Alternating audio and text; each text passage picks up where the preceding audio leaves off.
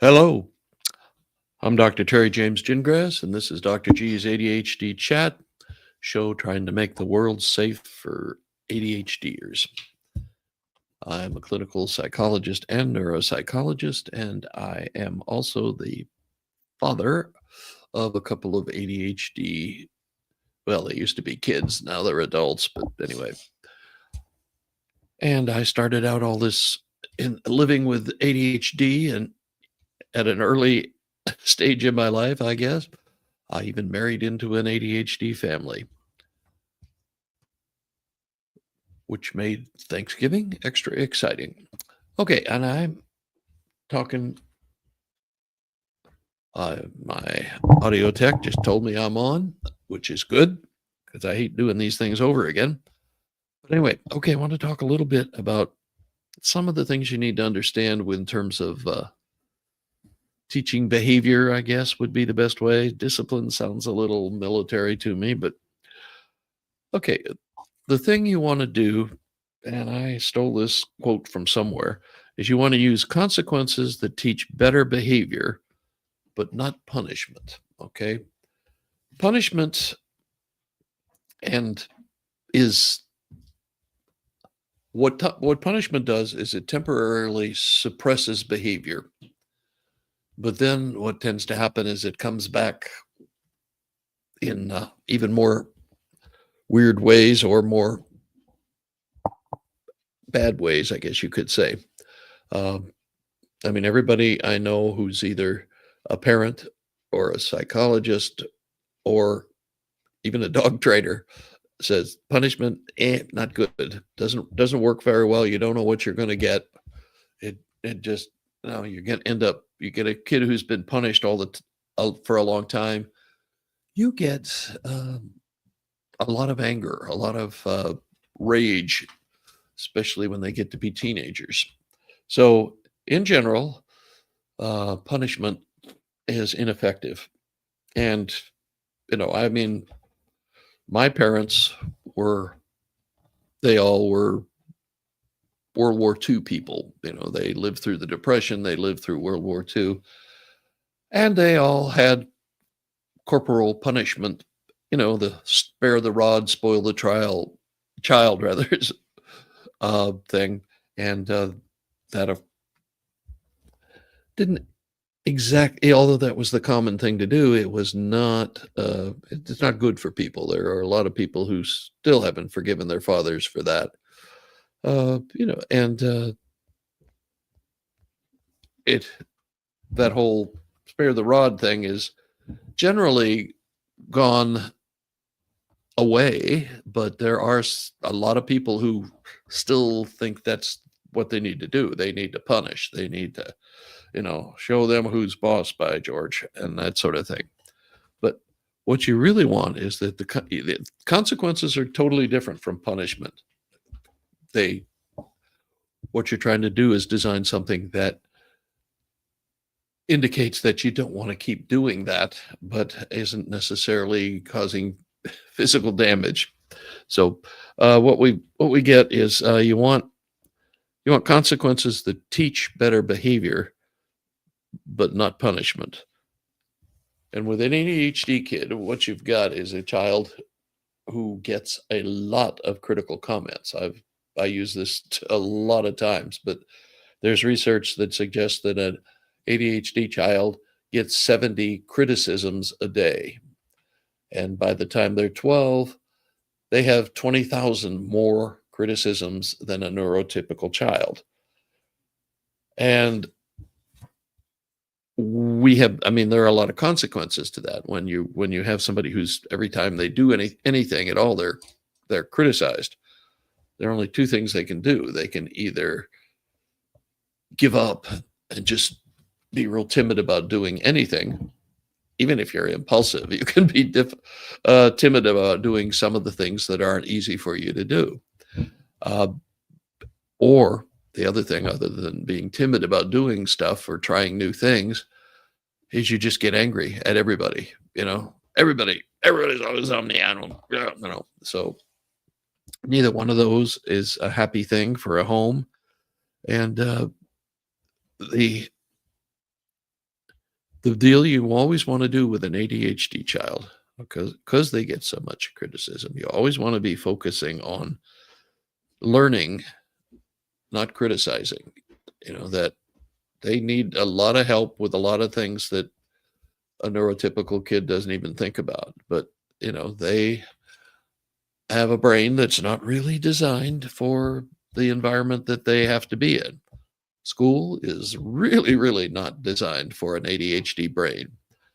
It doesn't mean that they can't learn or that they aren't brighter than average people, but they just aren't designed to be sitting quietly for 6 hours a day, listening to somebody else tell them something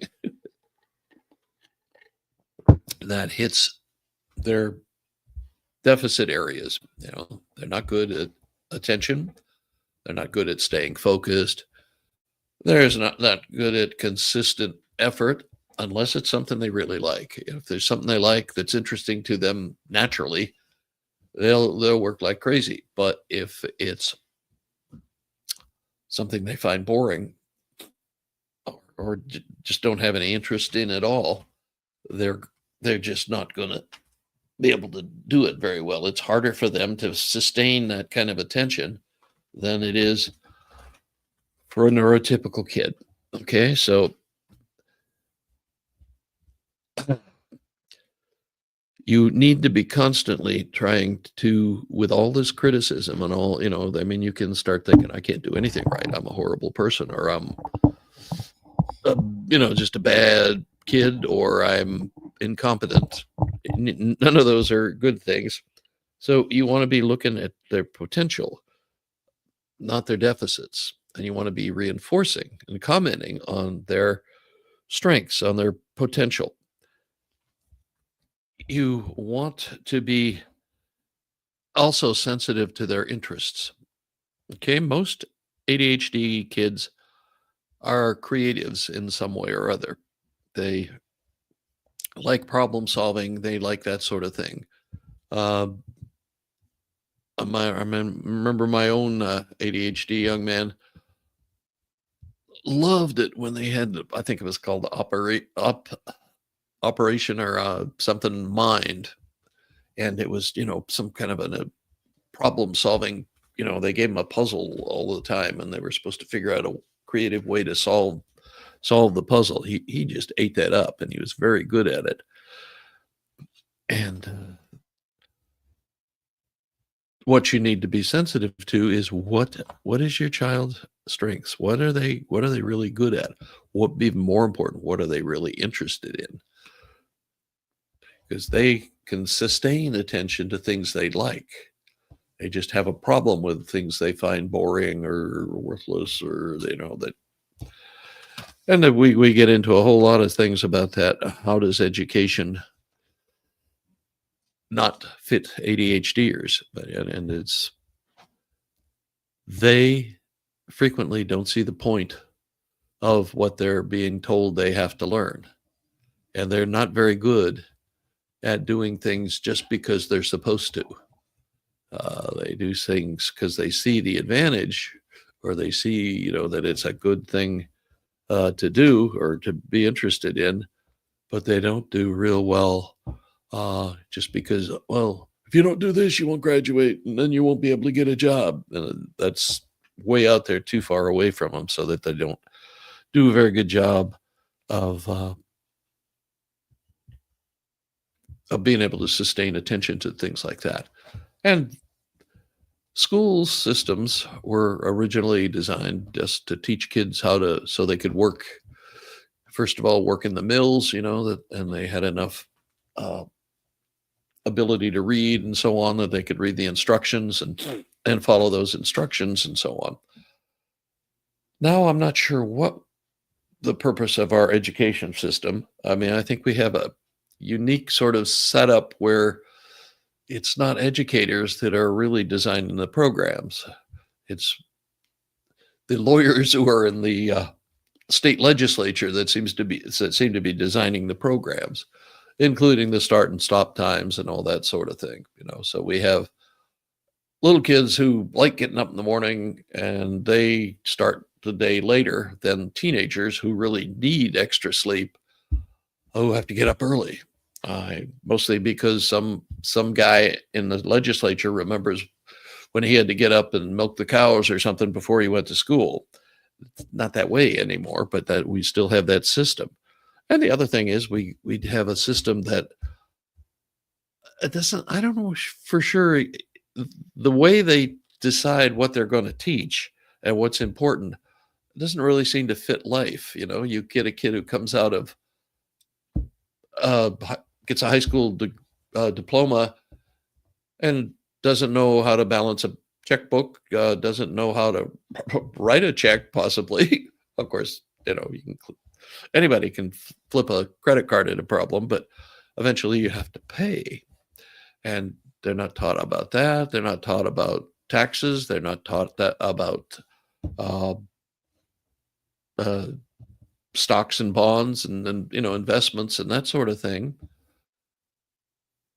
There are just a lot of areas that would be nice to be informed about. And one of my pet peeves is how do you evaluate something to see if it's the truth?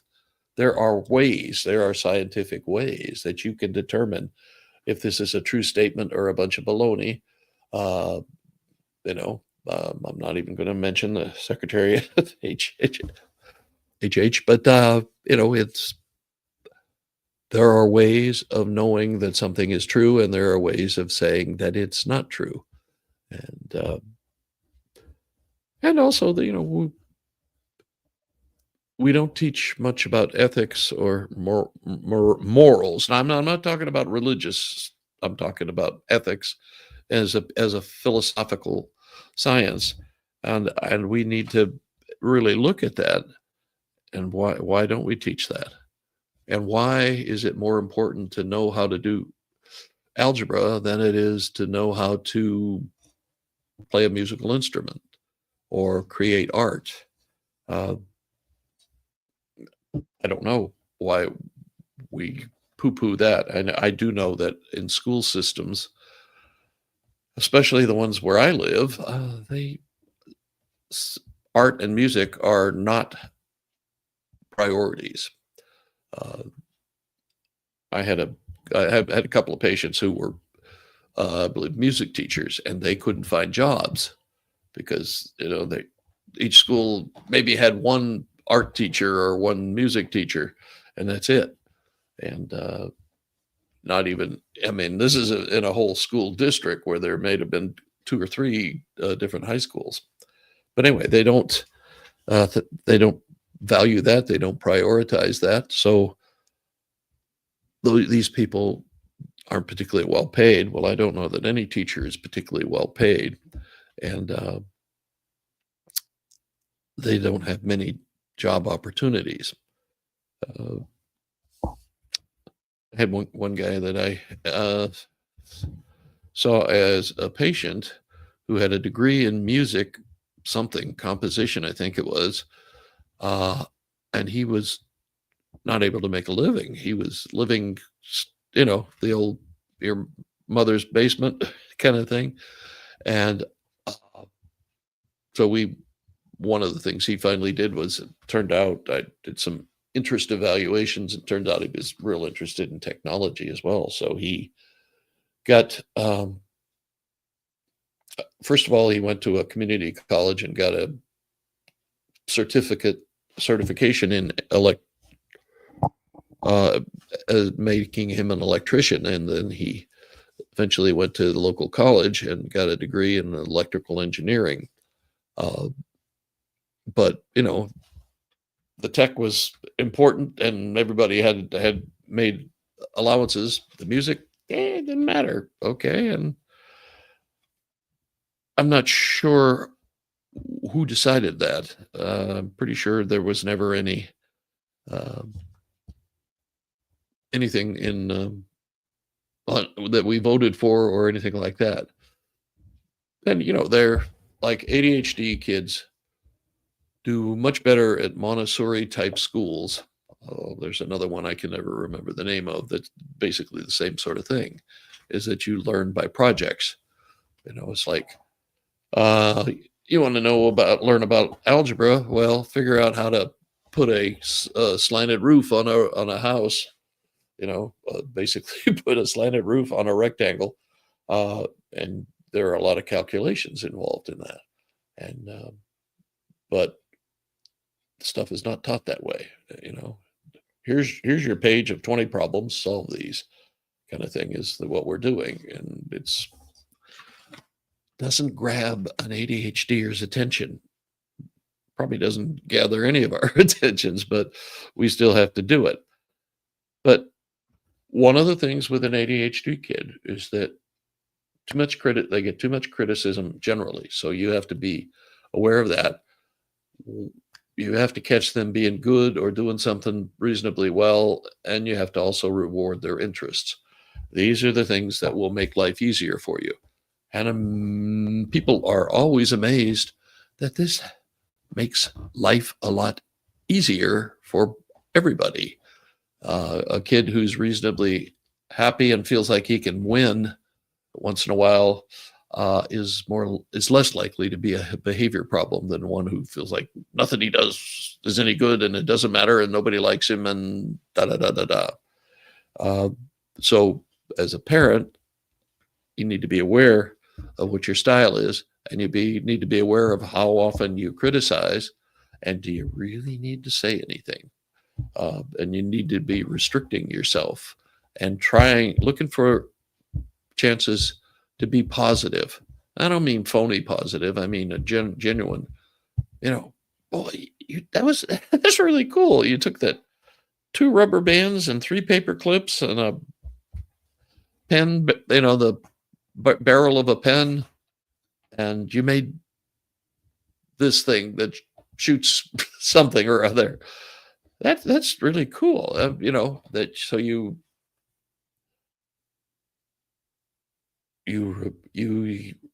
notice and comment on the positive things they do, on the positive abilities that they have, and you encourage them, and you do whatever you can do to get them the training they need or the equipment they need for what their interests are. There are tons of ADHDers who are extremely successful.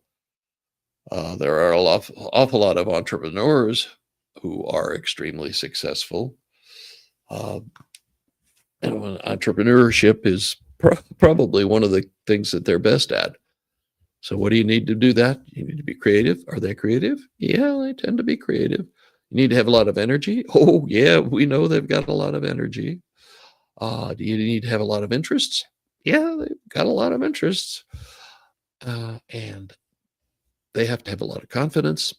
And that's where you come in. You have to help with the confidence, and you also have to help with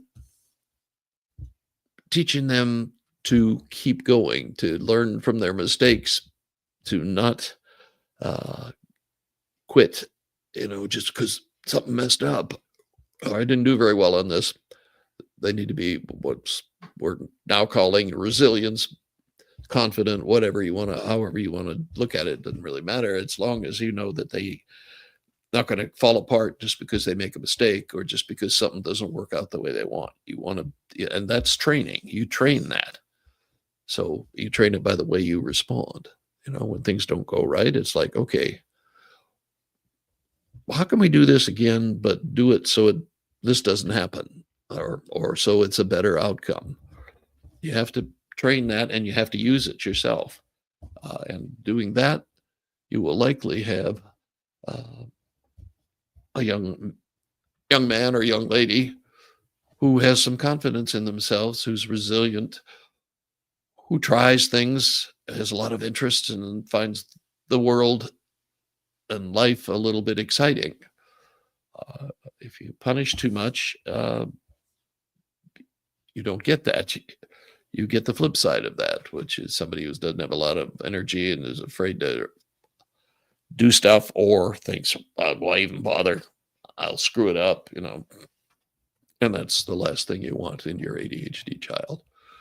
So I hope this is somewhat helpful to you. Uh, if you have areas that you think I should cover or questions, please, you can get me on my website, terrygingrassphd.com.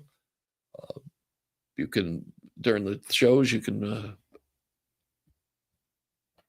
ask questions as we go along, and during